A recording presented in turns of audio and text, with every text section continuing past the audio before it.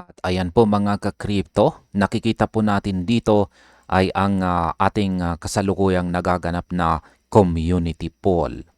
Ito po ay community poll natin kung ano po ang masusunod tungkol sa paraan ng ating pagbabalita rito. Kasi kamakailan ay binago ko po yung paraan ng pagbabalita natin sa kung saan ay ito po ay may halong mga jokes. Pero syempre, nananatiling malaman pa rin. Yan, mula po sa dati na seryoso, yan, pero direct to the point at mahaba. Yan, detalyado at napakahaba. Ngayon ay meron tayong community poll dito kung alin ba ang ating susundin. Kung anong paraan ang mas gusto ng karamihan. Yung unang option natin dito ay kung nagustuhan po ninyo yung bago. Yung pangalawang option natin dito ay kung nagustuhan po ninyo yung dati. At yung pangatlo ay gawa na lang tayo ng isang bagong channel na siyang maghihiwalay sa dalawang pamamaraan ng pagbabalita natin dito. Sa ngayon, nakikita po natin na nangunguna yung mas marami po yung mas nagustuhan yung bagong pamamaraan. Ito po yung may halong jokes pero malaman naman. Yung dati ay nasa 41%. Yung gusto nila yung balik sa dati. Yan. Pinaka mababa ay yung gawa ng isang channel. Yan. Balak ko naman po talagang gumawa ng bagong channel. At yan ay para sa mga meme coins or ibang mga cryptocurrencies na halos hindi na natin nakukover sa channel na ito. Ayan, yung bago is panoorin po ninyo yung mga latest natin na video. Yan po, yung bagong pamamaraan natin sa pagbabalita na punong-puno ng mga jokes. Pero nandyan pa rin po yung nilalaman ng balita. At yung dati, yan, yung mga matatagal na rito, ay ayan po, yung dati mahaba, pero punong-puno po ng information at napakadetalyado. Ngayon, iniisip ko po na, ayan, kung titignan po natin yung percentage ay hindi naman po nalalayo yung vote counts. 57% to 41% lamang. Ngayon ay iniisip ko po na pananatilihin po yata natin yung dati. Kasi dyan naman po tayo talaga nagsimula. Dyan po nag-grow yung channel na ito. Yung dating pamamaraan ng ating pagbabalita. Yung seryoso pero napakadetalyado. Yan, at mahaba kung saan ay marami po tayong nakukover na mga balita. Itong bago po kasi, yan, konti lang talaga yung nakukover natin kasi halos lahat ng oras ay napupunta sa pag-i-edit. Yan, kailangan pong i-edit kaya medyo tumatagal. Yung dati is medyo draft po kasi yung kanyang dating. Kaya, ayan, mukhang babalik na lang po yata tayo sa dating pamamaraan. Kaya, ayan mga ka-crypto, simulan po natin sa ating pinakaunang balita ngayon dito kay XRP. At ito po ay tungkol sa 2,000 XRP all you need. Ayan, 2,000 XRP lamang daw ang ating kailangan. Ayan, totoo ba yan? Ayan mga ka-crypto. Muli pong nabuhay ang usapan dahil kay analyst na si Levi Redfield.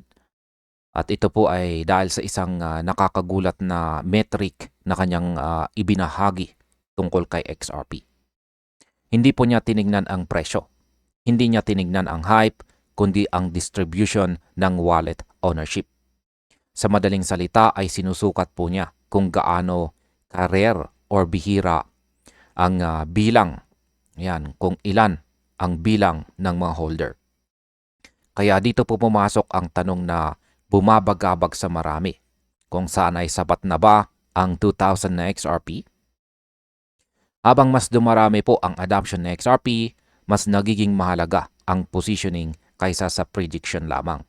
Ito po ang pananaw na unti-unting nagbabago sa mindset ng maraming mga investors.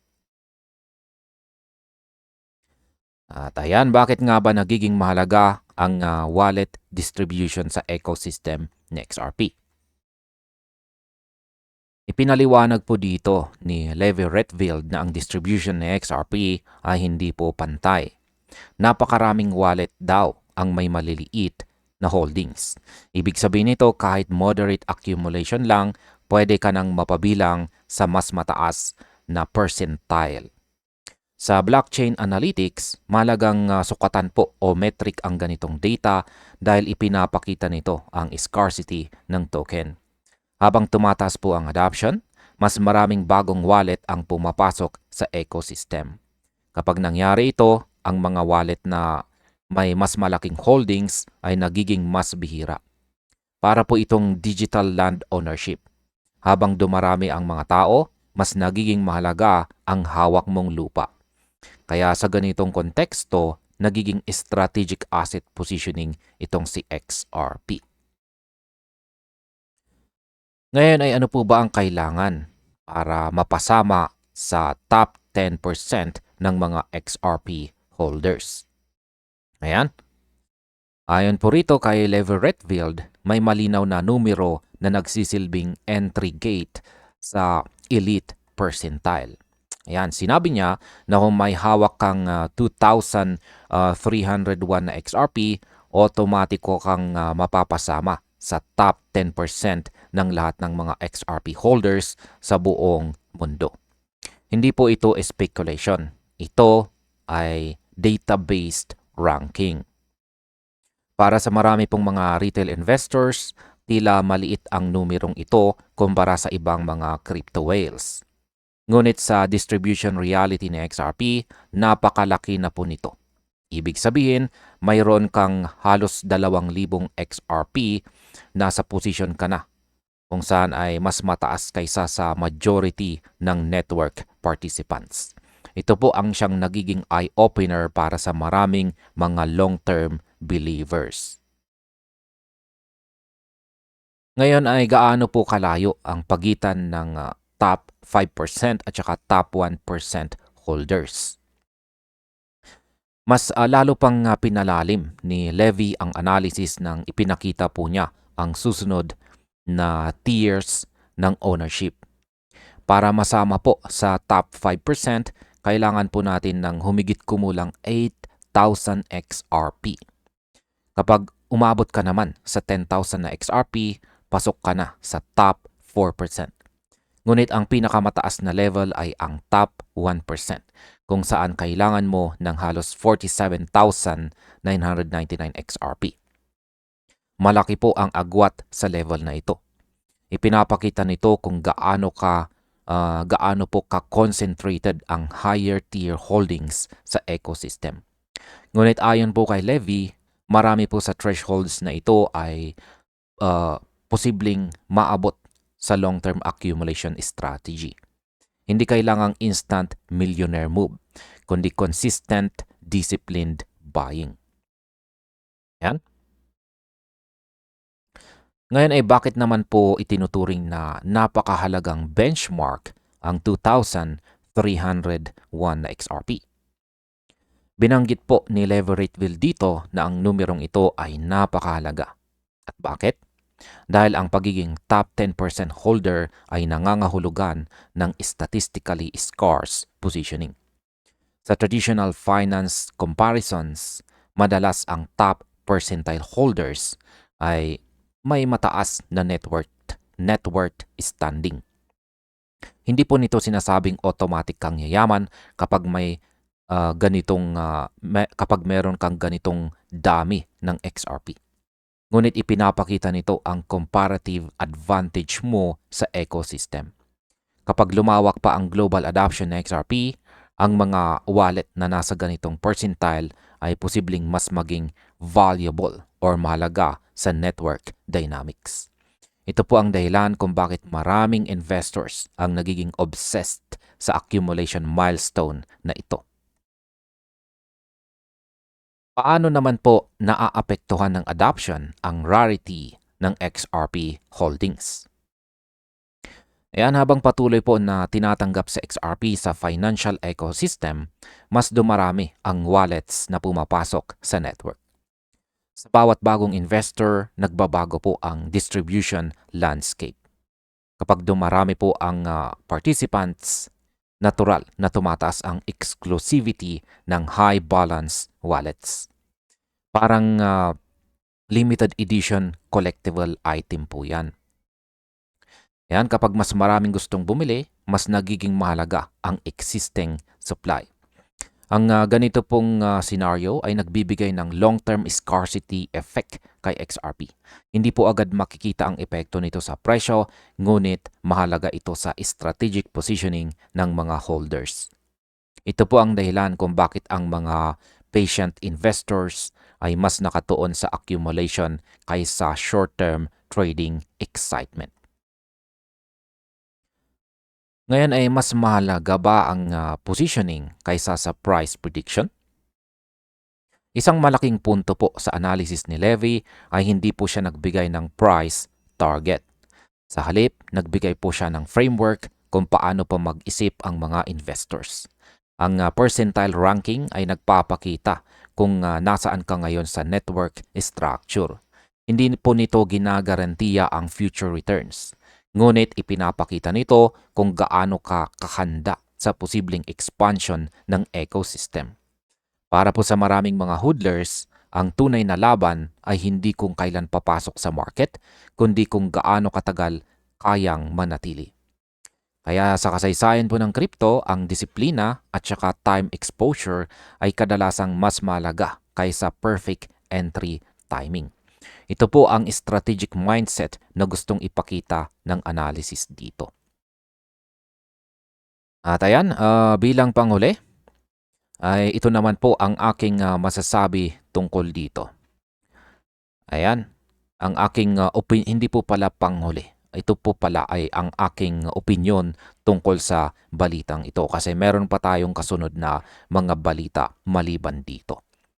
Ayan, masasabi ko po na ipinapakita po ng datos na ang 2,000 XRP ay hindi po basta ordinaryong holdings.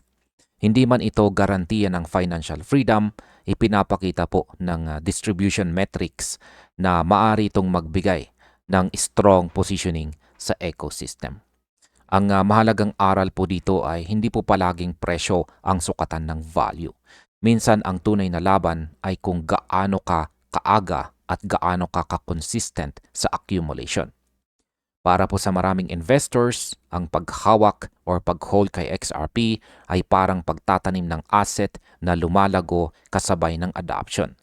At kung magpapatuloy po ang expansion ng ecosystem, ang simpleng 2,000 XRP ay maaring mas mahalaga kaysa sa inaakala ng karamihan ngayon. Ayan. Ngayon ay maganda po tayo sa susunod nating balita rito. At ayan mga ka-crypto, habang nagtitrade po itong sa XRP sa paligid ng $1.60, maraming holders ang nakakaramdam ng pagod at saka duda. Pero ayon po sa crypto analyst na si Austin, ang market ay hindi po natutulog, kundi tahimik na nag-iipon ng lakas. Ang ganitong galaw ay madalas nangyayari bago ang malalaking breakout. Hindi po ito dramatic pump.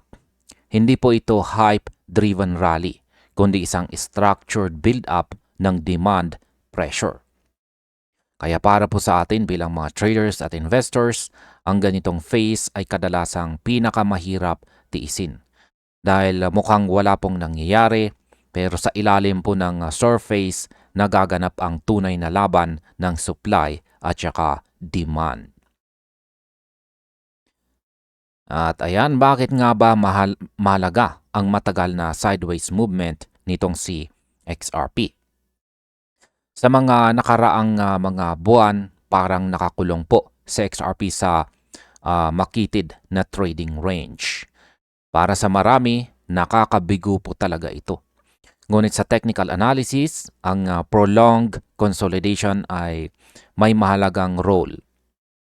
Pinapayagan po nitong mawala ang sobrang leverage sa market. Pinapalabas nito ang mga tinatawag na weak hands na madaling matakot.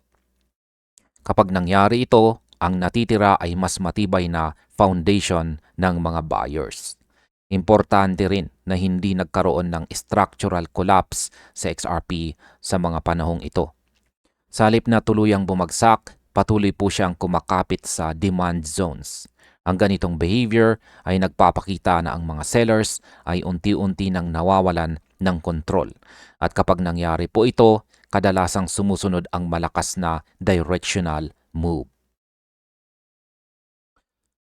Ano naman po ang ipinapakita ng Elliott Wave analysis tungkol sa future o hinaharap na XRP? Yan, dito na po papasok ang pangunahing analysis ni Austin dito kung saan ay nakaangkla o nakabase sa Elliott Wave theory.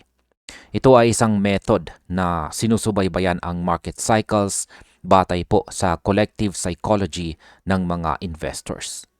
Ayon po sa kanyang chart dito, sa XRP ay papalapit na sa dulo ng corrective wave sequence. Kapag natapos po ang ganitong structure, kadalasang sinusundan ito ng impulsive upward move. Hindi po ito garantiya, pero historically, madalas itong nangyayari. Ang mahalaga po rito ay ang confirmation ng support at saka reversal signals. Para kay Austin dito, hindi ito hype prediction, kundi technical observation. Ang market daw ay kadalasang nagiging puno ng duda at saka emotional fatigue bago ang turning point. At iyon ang eksaktong kondisyon na kanyang nakikita ngayon kay XRP. Ngayon ay bakit naman po mahalaga ang $1.60 na support level sa kasalukuyang galaw ni XRP? Yan, sa technical charts, ang $1.60 ay hindi lamang ito basta presyo. Ito po ay nagsisilbing psychological at saka technical anchor ni XRP. Ilang beses nang dinipensahan ng mga buyers ang level na ito. At sa tuwing sinusubukang itulak pababa ng mga sellers ang presyo, may sumasalo agad na demand. Ang paulit-ulit po na defense ay indikasyon ng accumulation. Ibig sabihin may mga malalaking players na posibleng nag-iipon ng positions. Kapag patuloy po na nananatili sa XRP sa ibabaw ng level na ito, tumataas po ang probability ng breakout scenario. Sa market psychology, ang matibay po na support ay parang launching pad. Kapag nabasag pataas ang consolidation zone, mabilis nagbabago ang sentiment ng buong market. Kaya ayan po ulit ang kanyang chart dito. Ano naman po ang sinasabi ng kasalukuyang price compression tungkol sa susunod na galaw? Ang matagal po na pag-ipit ng presyo sa makitid na range ay tinatawag na market compression. Yan, kitang-kita naman po sa kanyang chart dito yung compression. Para po itong spring na unti-unting pinipisil. Habang tumatagal po ang compression, mas lumalakas ang potensyal na galaw kapag pumutok ang presyo. Ito po ang dahilan kung bakit maraming analyst ang tumitingin sa kasalukuyang setup bilang preparation phase. Hindi ibig sabihin na automatic bullish outcome ito. Ngunit ang extended compression ay kadalasang nauuwi sa decisive directional move. Sa kaso po ng XRP, ang stability sa paligid ng $1.60 ay nagpapakita ng controlled selling pressure. Kapag bumigay po ang resistance dito sa itaas, maaaring mabilis pong mag-shift or magbago ang momentum na pabor sa mga buyers. Ngayon ay paano naman po naaapektuhan ang emotional fatigue ang mga XRP holders? Ayan. Hindi lamang po charts ang sinusubok ng market, kundi pati emosyon ng mga investors. Ang matagal na consolidation ay kadalasang nagdudulot po ng pagod at saka frustration. Maraming holders ang nagsisimulang magduda sa kanilang conviction. Ito po ang tinatawag na psychological capitulation phase. Sa puntong ito, ang karamihan ay sumusuko bago dumating ang malaking galaw. At ayon po kay Austin, ang market ay may tendency na itulak ang mga participants sa emotional limit bago magdesisyon ng direksyon. Kaya historically, ang turning points ay kadalasang nangyayari kapag pinakamahina ang kumpiyansa ng mga investors. Kaya ang kanyang mensahe ay hindi lamang po technical, kundi psychological reminder o paalala para sa XRP community. Ano naman po ang market implication kapag natapos na ang correction phase? Kapag nakompleto na po ni XRP ang kanyang corrective structure, maaaring magsimula ang bagong impulsive cycle. Balikan po natin ang ating chart. Sa ganitong scenario ay nagiging mas agresibo po ang demand. Ang breakout mula sa kanyang long consolidation ay kadalasang nagdudulot ng mabilis na pagbabago ng sentiment. Ang dating pagdududa ay napapalitan po ng renewed optimism. Para po sa atin bilang mga traders at saka investors, ang ganitong transition ay nagbubukas ng opportunity para sa trend continuation. Ngunit mahalaga pong tandaan na walang garantiya sa market. Ang confirmation ng breakout at volume expansion ang siyang magpapatibay ng bullish scenario. Kaya hanggat nananatili sa XRP sa kanyang critical support, nananatiling buhay ang posibilidad ng major rally. At ngayon, ang aking masasabi naman tungkol dito ay malinaw po ang mensahe ni Austin para sa XRP community. Para niyang sinasabi na malapit na tayo. Huwag tayong sumuko ngayon. Hindi po niya sinasabing siguradong aangat ang presyo, kundi ipinapakita po niya na ang kasalukuyang structure ng XRP ay mas kahawig ng late stage correction kaysa panibagong downtrend. Kaya para po sa mga long-term holders, ito ang yugto na madalas pinakamahirap lampasan. Dahil mabagal po ang galaw, mahina ang excitement at puno ng uncertainty. Ngunit historically, ang ganitong kondisyon ay madalas nauuwi sa malaking directional shift. Para kay XRP, ang kasalukuyang tahimik na galaw ay maaaring paghahanda sa susunod na malaking kabanata ng kanyang market journey. At narito na po ang sunod nating balita. At ito po ay may kaugnayan sa bansang Japan. Yan, ang tanong rito ay bakit nga ba pinipili ng bansang Japan si Ripple at saka si XRP? Kung mapapansin mo ang galaw ng financial system ng Japan, hindi po ito sumusunod sa hype o trending narratives. Ang Japan ay kilala sa pagiging maingat, long-term thinker at mahigpit sa regulasyon. Habang ang ibang bansa ay nakatuon pa rin sa speculation ng crypto market, ang Japan ay lumipat na sa mas praktikal na paggamit ng blockchain technology. Ayon po sa financial observer na si X-Finance Bull, hindi presyo ang dahilan kung bakit pinipili ng Japan si Ripple at si XRP. Ang mas malaga ay kung paano po tinutulungan ni XRP ang paggalaw ng kapital ng mabilis, mas ligtas at mas efficient. Para sa Japan, ang crypto ay hindi laruan ng market, kundi bahagi ng modern financial infrastructure. At ayan, paano nga ba nakakaapekto ang regulatory maturity ng Japan sa pagpili nila kay XRP? Matagal na pong inayos ng Japan ang problema sa crypto speculation. Sa pamamagitan po ng Financial Services Agency o FSA, nagpatupad po sila ng malinaw na licensing rules para sa mga exchanges. Dahil dito ang mga crypto platforms ay kailangang sumunod sa strict compliance standards bago sila payagan na mag-operate.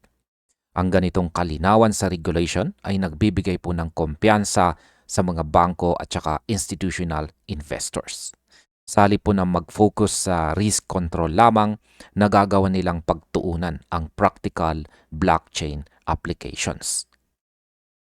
Dahil po sa ganitong environment, mas pinapabora ng Japan ang mga blockchain solutions na may tunay na gamit kaysa sa experimental crypto projects. Dito po nagsimulang makakuha ng malakas na traction sa XRP sa financial ecosystem ng bansa. Ngayon ay paano naman po sinusolusyonan ng XRP Ledger ang problema sa settlement efficiency? Ang XRP Ledger ay dinisenyo upang mapabilis po ang paglipat ng halaga sa financial system. Isa po sa pinakamahalagang kakayahan nito ay ang near instant atomic settlement. Ibig sabihin ang isang transaction ay natatapos sa loob lamang ng ilang segundo. Yan, ilang segundo lamang nang walang kailangang middleman or middleman. Para sa malalaking financial institutions, napakahalaga nito dahil nababawasan po ang counterparty risk.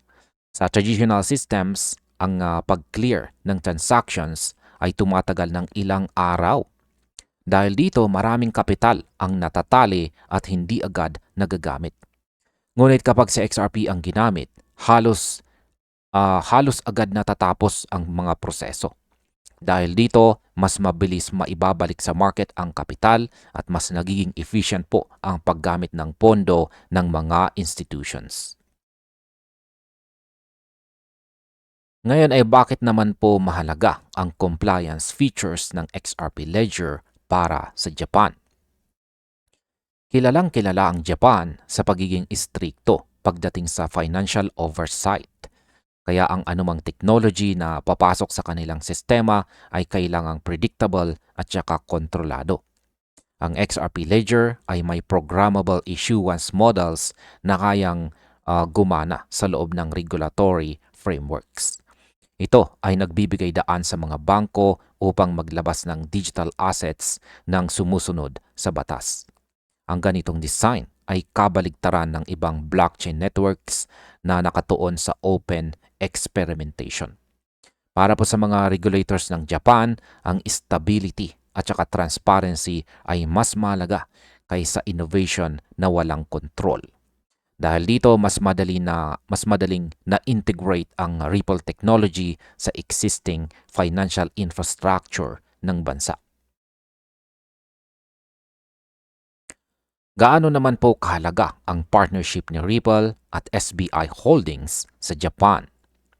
Isa po sa pinakamalaking dahilan kung bakit lumalakas sa XRP sa Japan ay ang matagal ng partnership ni Ripple sa SBI Holdings.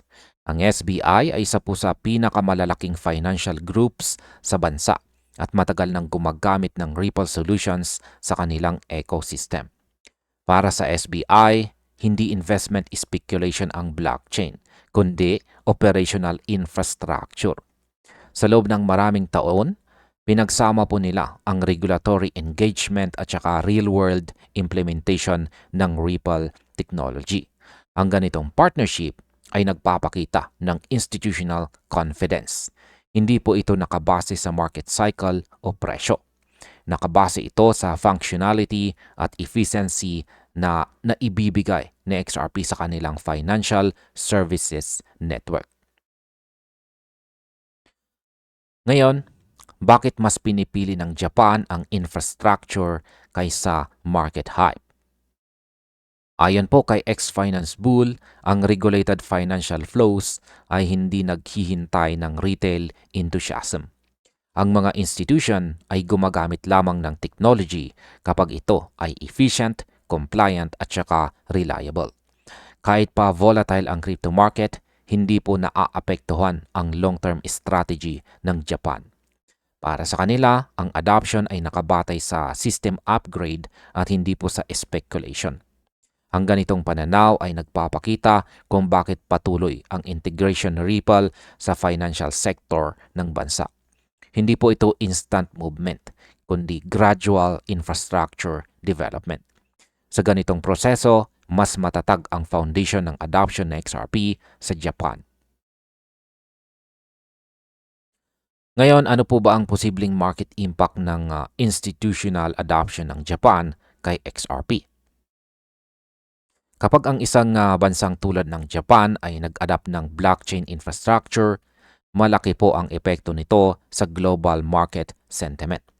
Ang Japan ay isa sa pinakamalaking financial hubs sa mundo. Kapag ang kanilang regulated capital ay nagsimulang gumamit ng XRP Ledger, maaaring tumaas ang liquidity at saka transactional demand. Para sa atin bilang mga traders, investors at saka holders, mahalaga po ang ganitong development dahil nagpapakita ito ng real utility demand. Hindi lamang po price speculation ang nagtutulak sa adoption. Ang paggamit po kay XRP sa settlement at saka cross-border transactions ay maaring magpalakas sa long-term value ng asset. At ayan ang aking masasabi naman na dito ay ang pag-adapt ng Japan kay Ripple ay hindi po aksidente o market coincidence. Ito po ay bahagi ng maingat na system design na nakatuon sa efficiency at saka risk reduction. Sa financial history, ang mga malalaking pagbabago ay madalas nagsisimula sa infrastructure upgrades. Kapag ang regulated capital ay nagsimulang gumalaw sa bagong technology, mabilis po ang epekto nito sa buong market. Para kay XRP, ang kanyang papel sa Japan ay nagpapakita ng maturity ng asset bilang financial tool. At kapag ang institutional adoption ay lumawak pa, maaaring maging simula ito ng mas malawak na global integration. At ayan, dito po nagtatapos ang ating video na ito or ang ating balita na ito tungkol kay XRP sa araw na ito. Kaya hanggang dito na lamang po tayo sa video na ito. Marami pong salamat sa panunood.